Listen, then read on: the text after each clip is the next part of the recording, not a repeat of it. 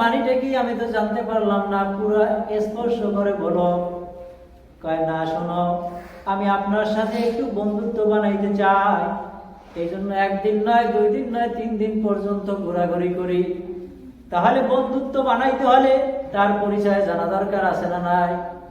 আপনি যে আমার সাথে বন্ধুত্ব বানাইবেন, বন্ধু বানাইবেন, একদিন নয়, 2 দিন নয়, 3 দিন হয়ে গেল, এখন আপনার পরিচয় দেন। বন্ধুর পরিচয় তো বন্ধুর কাছে বলা দরকার।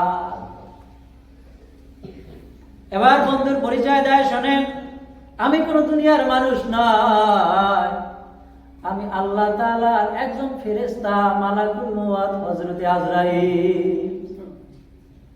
ও আজরাইল, তা তুমি 3 দিন পর্যন্ত আমার পাশে পাশে ঘুরঘুর করো, তুমি তো সবার জান কবজ করো। সবার কি করো?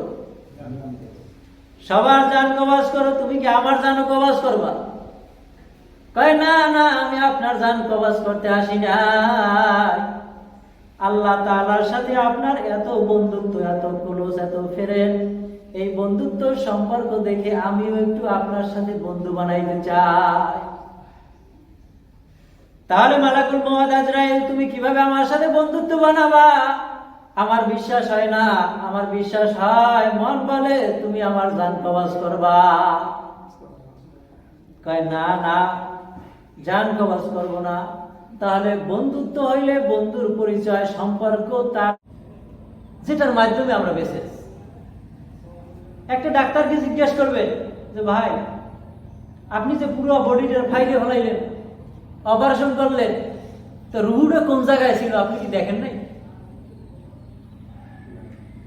তাই কিছু কিছু বলে যে যদি দেখতাম তাহলে তো ওরা সিএল দিয়ে বাইরে দিতে, বা সিকল দিয়ে বাইরে রাখতাম যেন যাইতে না পারে। কি রুহুটা যদি পাইতাম তাহলে ওরে সিকল দিয়ে তালা বাইরে রেখে দিতাম, ও যাইতে পারতো না। তা আল্লাহ তাআলা এমন একটা জিনিস এমন জায়গায় রাখছে যে মানুষ দেখতে পায় না। রুহটা কেমন জিনিস, সেই রুহের মাধ্যমে আমরা চলতেছি, ফিরতেছি, সব কিছু করতেছি। এই জন্য আমাদের অন্তর, এটাকে ঠিক রাখতে হবে। এই জন্য অন্তরের চক্ষু যাদের খুলিয়ে যায়, তারা শুধু ফেরেশতা নয়, তামাম পৃথিবীর সব কিছুই তারা দেখতে পায়।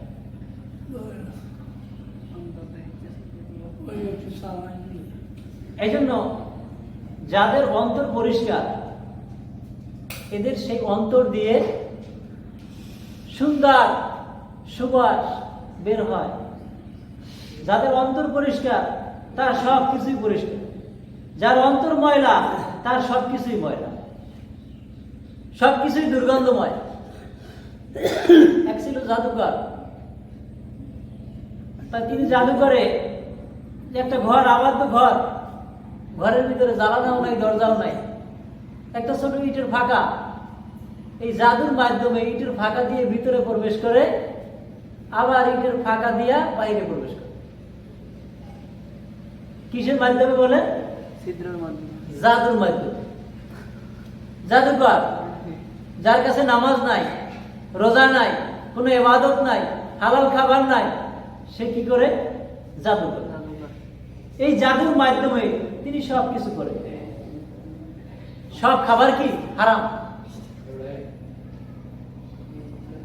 এখন জাদু দিয়ে তিনি সবকিছু করতে পারে, ভিতরে প্রবেশ করতে পারে, ভিতর থেকে বাহিরে প্রবেশ হইতে পারে।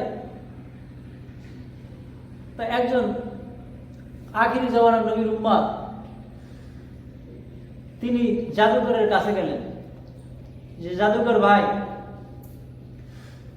তোমার কাছে তো মনে হয় যে অনেক বড় এলেম আছে।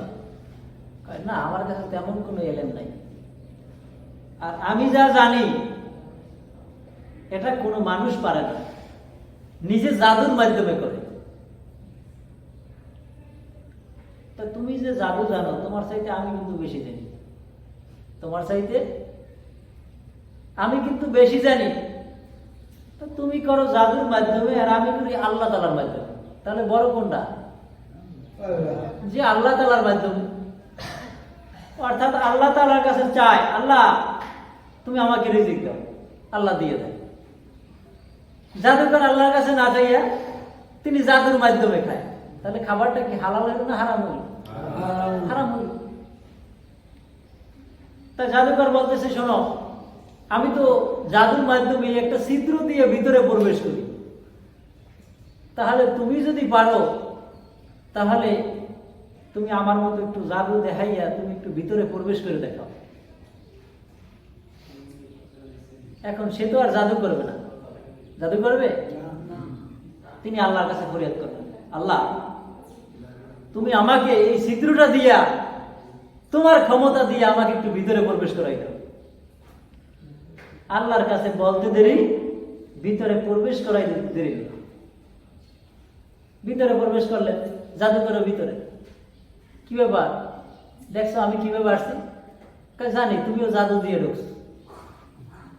না, তুমি জাদু করতে পারো, জাদুর ভিতরে ঢুকতে পারো, কিন্তু আমি জাদু দিয়ে ঢুকি না। আমি একমাত্র আল্লাহ তাআলার মাধ্যমে আমি ঢুকি, ভিতরে প্রবেশ করি। তার মানে কি? তার অন্তর পরিষ্কার। কি পরিষ্কার? অন্তর পরিষ্কার। এই অন্তর পরিষ্কার করলে আল্লাহ তাআলা ডাকে, ডাক দিলে আল্লাহ তাআলা ডাকে সাড়া দেয়। ভিতরে প্রবেশ করার পর বলতেছে জাদুকর, আমি কিসের মাধ্যমে আসছি তুমি কি সেটা জানবা বিষয়টা? হ্যাঁ জানবো। জাদুকর হাতের ভিতরে একটা রুমাল নিলেন, বলছে জাদুকর তোমার এই পানিটা কি পাক না না পাক? পানিটা পুরোটাই না পাক। পানিটা পুরোটাই না পাক। তাই এই নাপাক পানিতে টয়লেটের চুবন দাও। যখন চুবন দেয়, চুবন দেওয়ার সাথে সাথে তার রুমাল জাদুর মাধ্যমে পাক হয়ে যায়, দুর্গন্ধ আর আসে না। তাই এবার চিন্তা করার পর সে তাহলে জাদুকর শোনো, এই রুমালটা আমার কাছে দাও। রুমালটা সেও চুবন দিল। তা চুবন দেওয়ার পর পরে যে ভালো একটা ডোবা, এই ডোবার ভিতরে দুজনের রুমাল চুবন দেওয়া হলো। জাদুকরের রুমাল থেকে দুর্গন্ধ আসে, আর আখিরি জবান নবীর উম্মতের রুমাল থেকে সুঘ্রাণ আসে। জিজ্ঞাসা করা হলো, কি ব্যাপার, তোমার রুমালও যা আমার রুমালও তা। তুমিও যেই পানির ভিতরে চুবন দিলা, আমিও সেই পানির ভিতরে চুবন দিলাম। আমার রুমাল থেকে দুর্গন্ধ আসে আর তোমার রুমাল থেকে সুঘ্রাণ আসে, তার কারণ কি? এটার নাম হচ্ছে তাকওয়া, এটার নাম হচ্ছে অন্তর। অর্থাৎ তুমি জাদুর মাধ্যমে করো আর আমি অন্তর দিয়ে আল্লাহর সাথে কথা বলি। যখনই অন্তর দিয়ে আল্লাহকে ডাক দেয়, আল্লাহকে ডাক দেওয়ার সাথে সাথে আল্লাহ তাআলা সাড়া দেয়। মুখ দিয়ে কি সবসময় কথা বলা লাগে আল্লাহর সাথে? অন্তর দিয়েও বলা যায়। অন্তর দিয়েও কি বলা যায়? 40 বছরের গুনাহ, যে এমন গুনাহ, এই গুনাহের কথা যদি সন্তানের কাছে বলে তাহলে সন্তান বাবা বলে পরিচয় দেয় না। বিবির কাছে যদি বলে, বিবি স্বামী বলে পরিচয় দেয় না। ঠিক এমন সময় শত শত মানুষের ভিতরে যদি জবান দিয়ে বলে আল্লাহ আমি গুনাহ করছি, অপরাধ করছি, আল্লাহ তুমি আমাকে মাফ করে দাও, সব লোকজন জানে কি জানে না? শুনবে না?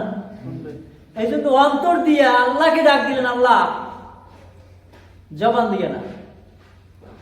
আল্লাহ তুমি জীবনে যত গুনাহ করছি আল্লাহ তুমি মাফ করে দাও, আমি আর জীবনে গুনাহের কাজ করব। আল্লাহ তাআলা অন্তরের দোয়া আল্লাহ কবুল করেছে। কবুল করে 40 বছরের গুনাহ আল্লাহ তাআলা মাফ করে দিয়েছে। এজন্য অন্তর পরিষ্কার করা লাগবে কি লাগবে না? লাগবে। হযরত ইদ্রিস আলাইহিস সালাতু ওয়াস সালাম একজন আল্লাহর পয়গম্বর। এই ইদ্রিস আলাইহিস সালাতু ওয়াস সালাম তিনি হাঁটাচলা করতেছে, এত সুন্দর খাবার, তার সাথে একজন লোক আসছে, লোকের কোনো পরিচয় নাই। এই লোকটা ইদ্রিস নবী আলাইহিস সালাতু ওয়াস সালামের চতুর্কুলে ঘুরঘুর করে। কি ব্যাপার, তুমি আমার চতুর্কুলে ঘুরঘুর করো, কারণটা কি? আমি আপনার সাথে একটু বন্ধুত্ব বানাইতে চাই। কি বানাইতে চাই? অর্থাৎ বন্ধুত্ব বানাইতে হলে, সম্পর্ক করতে হলে আশেপাশে একটু ঘুরঘুর করা লাগে কি লাগে না? আর নাহলে বন্ধুত্ব বানানো যায় না। ইদ্রিস আলাইহিস সালাতু ওয়াস সালাম যেহেতু বন্ধু বানাবে, সুন্দর খাবার নিয়ে আসলেন, বললেন যে আপনি খাবার খান। কয় না, আমি এই খাবার খাবো না। বন্ধু বানাবে একজন পয়গম্বরের সাথে, সে খাবার খাবে না। কিছু দূর গেলেন, কিছু দূরে গিয়ে দেখতেছে একটা ফলের বাগান। ইদ্রিস আলাইহিস সালাতু ওয়াস সালামকে বললেন যে এই যে ফলের বাগান, এত সুন্দর বাগান, চলেন আমরা এই বাগান থেকে ফল ছিঁড়ে খাই।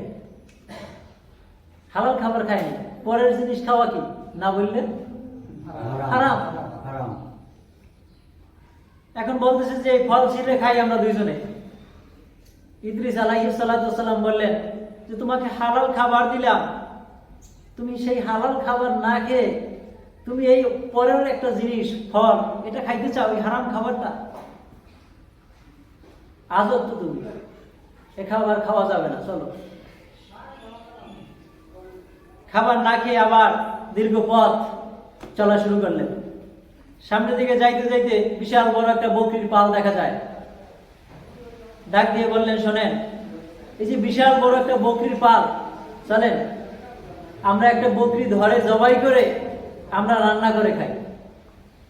ইদ্রিস আলাইহিস সালাতু ওয়াস সালাম বললেন, এটা কেমন কথা বললাম যে কান্নাকার ছাগল, বকরি, এটাকে তুমি ধরে জবাই করে খাবা? এটা কি সম্ভব? এটা কোনোদিন সম্ভব না। 3 দিন পর্যন্ত হযরত ইদ্রিস আলাইহিস সালাতু ওয়াস সালামের চতুর্কুলে গুড়গুড় গুড়গুড় করতেছে। 3 দিন পরে বাসায় চলে আসলেন। বাসায় আসার পর জিজ্ঞাসা করা হলো, ও ভাই, তুমি 3 দিন পর্যন্ত আমার কাছে কাছে গুড়গুড় করো, তার মানেটা কি আমি তো জানতে পারলাম না, পুরো স্পর্শ করে বলো। কয় না, শোনো, আমি আপনার সাথে একটু বন্ধুত্ব বানাইতে চাই, এই জন্য 1 দিন নয়, 2 দিন নয়, 3 দিন পর্যন্ত ঘোরাঘুরি করি। তাহলে বন্ধুত্ব বানাইতে হলে তার পরিচয় জানা দরকার আছে না নাই? আপনি যে আমার সাথে বন্ধুত্ব বানাইবেন, বন্ধু বানাইবেন, 1 দিন নয়, 2 দিন নয়, 3 দিন হয়ে গেল, এখন আপনার পরিচয় দেন। বন্ধুর পরিচয় তো বন্ধুর কাছে বলা দরকার। এবার বন্ধুর পরিচয় দেয়, শোনেন, আমি কোন দুনিয়ার মানুষ নয়, আমি আল্লাহ তাআলার একজন ফেরেশতা, মালাকুল মওত, হযরত আজরাইল। ও আজরাইল, তা তুমি 3 দিন পর্যন্ত আমার পাশে পাশে ঘুরঘুর করো, তুমি তো সবার জান কবাজ করো। সবার কি করো? সবার জান কবাজ করো, তুমি কি আমার জানও কবাজ করবা? কয় না না, আমি আপনার জান কবাজ করতে আসি না। আল্লাহ তাআলার সাথে আপনার এত বন্ধুত্ব, এত ক্লোজ, এত ফ্রেন্ড, এই বন্ধুত্ব সম্পর্ক দেখে আমিও একটু আপনার সাথে বন্ধু বানাইতে চাই।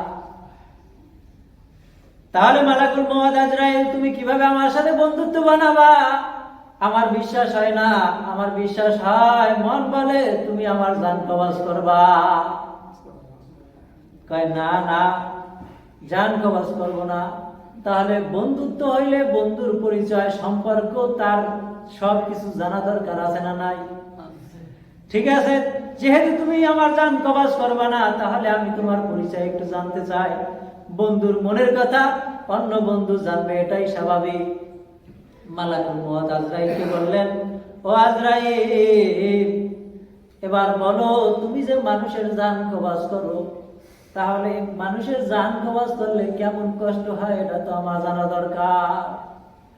ও আজরাইল, তুমি একটুখানি আমার জানটা কবাজ করিয়া দেখাও।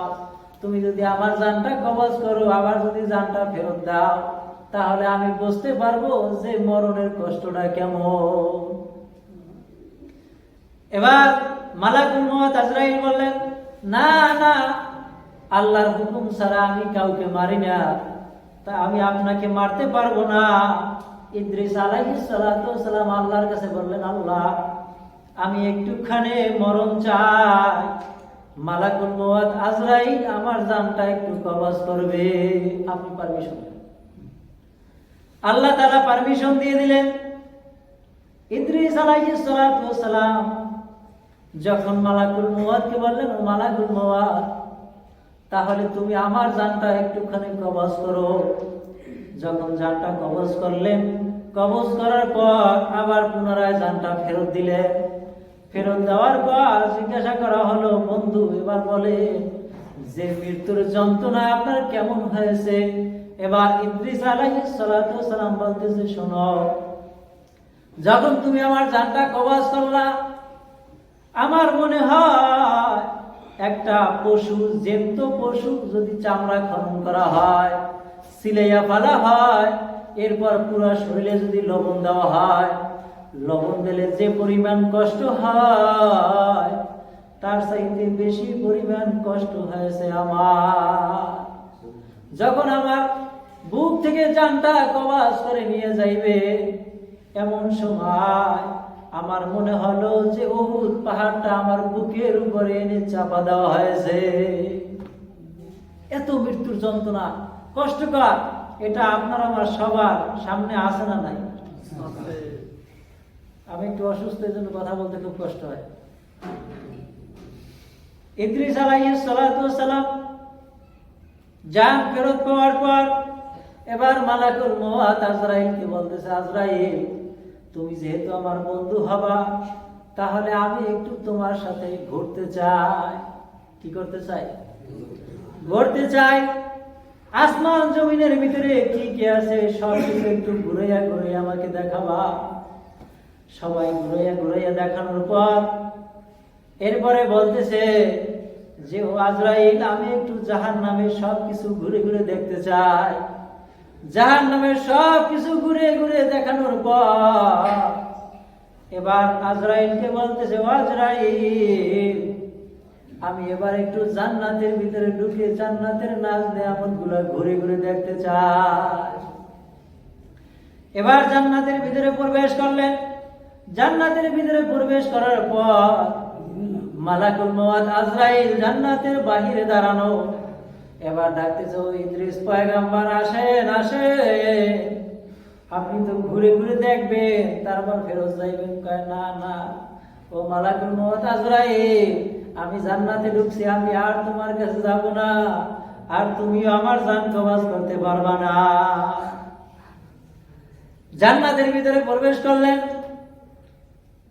যে ও আজরাইল, আল্লাহ তাআলা জানিয়ে দিয়েছেন যে কোনো এক বান্দা যদি একবার জান্নাতে প্রবেশ করে, আল্লাহ তাআলা কখনো ওই বান্দাকে জান্নাত থেকে বের করবে না।